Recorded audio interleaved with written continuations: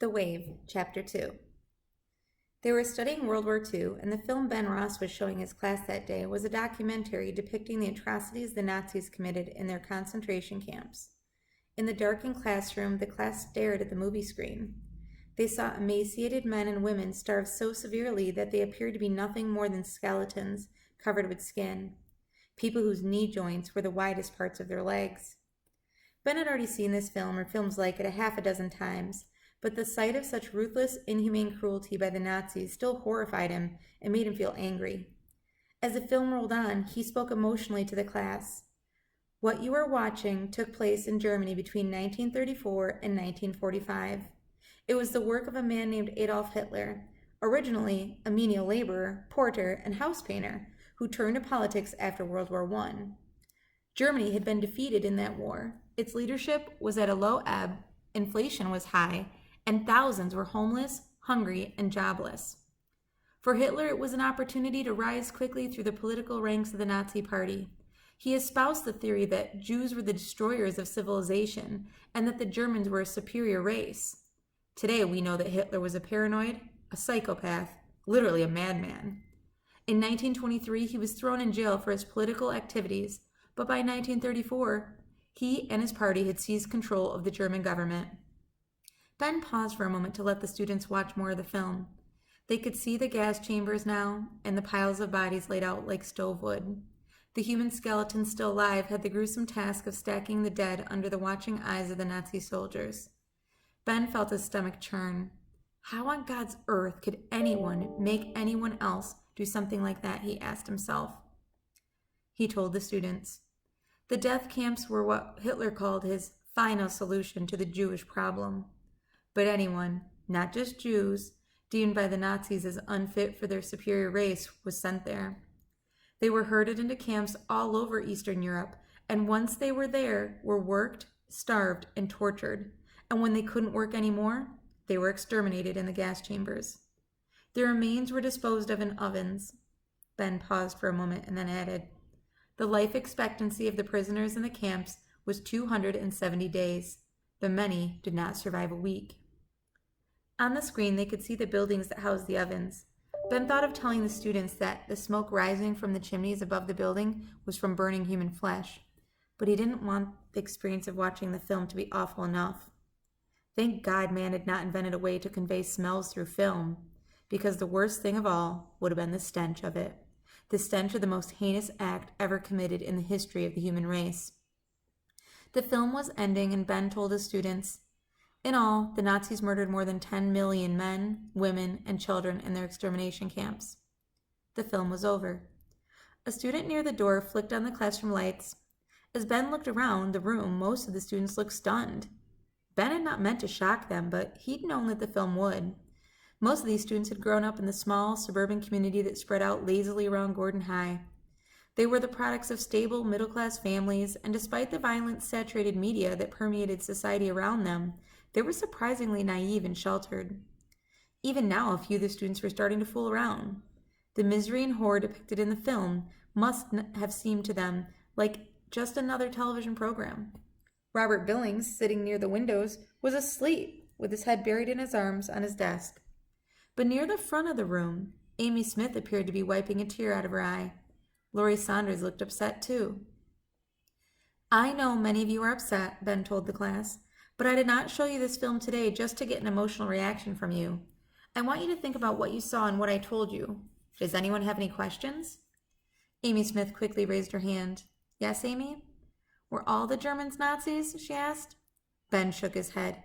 No, as a matter of fact, less than 10% of the German population belonged to the Nazi Party. Then why didn't anyone try to stop them? Amy asked. I can't tell you for sure, Amy, Ross told her. I can only guess that they were scared. The Nazis might have been a minority, but they were a highly organized, armed, and dangerous minority. You have to remember that the rest of the German population was unorganized and unarmed and frightened. They'd also gone through a terrible period of inflation that had virtually ruined their country. Perhaps some of them hoped that the Nazis would be able to restore their society. Anyway, after the war, the majority of Germans said they didn't know about the atrocities. Near the front of the room, a young black youth named Eric raised his hand urgently. That's crazy, he said. How could you slaughter 10 million people without somebody noticing? Yeah, said Brad, the boy who had picked on Robert Billings before class began. That can't be true. It was obvious to Ben that the film had affected a large part of the class, and he was pleased. It was good to see them concerned about something. Well, he said to Eric and Brad, I can only tell you that after the war, the Germans claimed they knew nothing of the concentration camps or the killings. Now Laurie Saunders raised her hand. But Eric's right, she said. How could the Germans sit back while the Nazis slaughtered people all around them and say they didn't know about it? How could they do that? How could they even say that? All I can tell you, Ben said, is that the Nazis were highly organized and feared. The behavior of the rest of the German population is a mystery. Why they didn't try to stop it, how they could say they didn't know, we just don't know the answers. Eric's hand was up again. All I can say is I would never let such a small minority of people rule the majority. Yeah, said Brad. I wouldn't let a couple of Nazis scare me into pretending I didn't see or hear anything. There were other hands raised with questions, but before Ben could call on anyone, the bell rang out and the class was rushing out into the hall. David Collins stood up. His stomach was grumbling like mad. That morning he'd gotten up late and had to skip his usual 3-course breakfast to make it to school on time. Even though the film Mr. Ross had shown really bothered him, he couldn't help thinking that next period was lunch. He looked over at Laurie Saunders, his girlfriend, who was still sitting in her seat. Come on, Laurie, he urged her. We have to get down to the cafeteria fast. You know how long the line gets. But Laurie waved him to go without her. I'll catch up later. David scowled. He was torn between waiting for his girlfriend and filling his growling stomach. The stomach won, and David took off down the hall. After he was gone, Laurie got up from her seat and looked at Mr. Ross. There were only a couple of kids left in the room now, and except for Robert Billings, who was just waking up from his nap, they were the ones who seemed the most disturbed about the film. I can't even believe that all the Nazis were that cruel, Laurie told her teacher. I don't believe anyone could be that cruel. Ben nodded. After the war, many Nazis tried to excuse their behavior by claiming that they were only following orders, and that they would have been killed themselves if they hadn't. Laurie shook her head. No, that's no excuse. They could have run away. They could have fought back. They had their own eyes and their own minds. They could think for themselves. Nobody would just follow an order like that. But that's what they said, Ben told her. Laurie shook her head again. It's sick, she said, her voice filled with revulsion, just totally sick. Ben could only nod in agreement. Robert Billings was trying to sneak past Ben's desk. Robert, Ben said. Wait a minute. The boy froze, but could not look his teacher in the eye. Are you getting enough sleep at home? Ben asked. Robert nodded dumbly. Ben sighed. All semester he'd been trying to get through to this boy. He couldn't stand seeing him picked on by the other students, and it dismayed him that Robert didn't at least try to participate in class. Robert, his teacher said sternly, if you don't start participating in this class, I will have to fail you. You'll never graduate at this rate. Robert glanced at his teacher and then looked away again. Don't you have anything to say? Ben asked. Robert shrugged. I don't care, he said. What do you mean you don't care? Ben asked. Robert took a few steps toward the door. Ben could see that he was uncomfortable about being questioned. Robert? The boy stopped, but he still could not look at his teacher. I wouldn't do any good anyway, he mumbled. Ben wondered what he could say. Robert's case was a tough one. The younger brother wallowing in the shadow of an older brother who had been the quintessential model student and big man on campus. Jeff Billings had been an all-conference pitcher in high school and was now in the Baltimore Orioles farm system while he studied medicine in the off-season.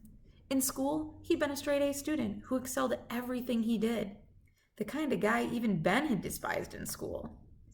Seeing that he could never compete with his brother's achievements, Robert had apparently decided it was better not even to try. Listen, Robert, Ben said. No one expects you to be another Jeff Billings. Robert glanced quickly at Ben and then started chewing nervously on his thumbnail.